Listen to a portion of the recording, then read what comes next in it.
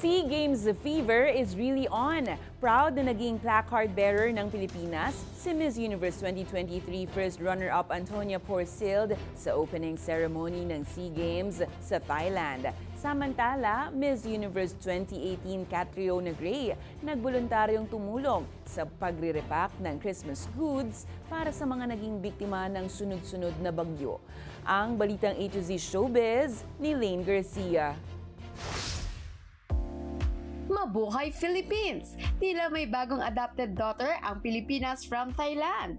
Very proud na ibinahagi ni Miss Universe 2023 first runner-up, Antonia Porcilde, ang kanyang karanasan bilang placard bearer ng Team Philippines sa opening ceremony ng 2025 Southeast Asian Games sa Thailand nitong Martes, December 9. Sa Instagram, makikita ang ilang kuha ni Antonia na all smile habang hawak ang placard ng Pilipinas sa SEA Games.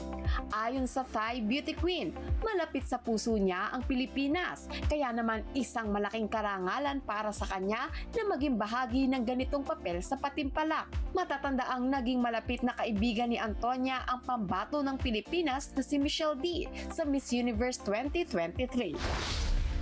Samantala, Queen Catriona in action!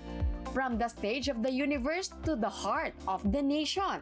Muling pinatunayan ni Miss Universe 2018 Catriona Gray na forever siyang tunay na queen ng Miss Universe matapos voluntaryong tumulong ng pagre-repack para sa pamaskong handog ng isang non-profit organization na Angat Buhay. Sa Facebook page ng nasabing organization, kanilang ibinahagi ang ilang larawan ni Catriona na masayang nakikiisa sa gawain. Layo ng organisasyon na magbigay ng saya, pag-asa at katatagan sa mga biktima ng mga nagdaang kalamidad, lalo na ngayong Christmas season. Ipapamahagi ang mga pamaskong handog sa mga kababayan nating naapektuhan ng sakuna sa iba't ibang bahagi ng bansa. Para sa balitang A to Z Showbiz, Lane Garcia.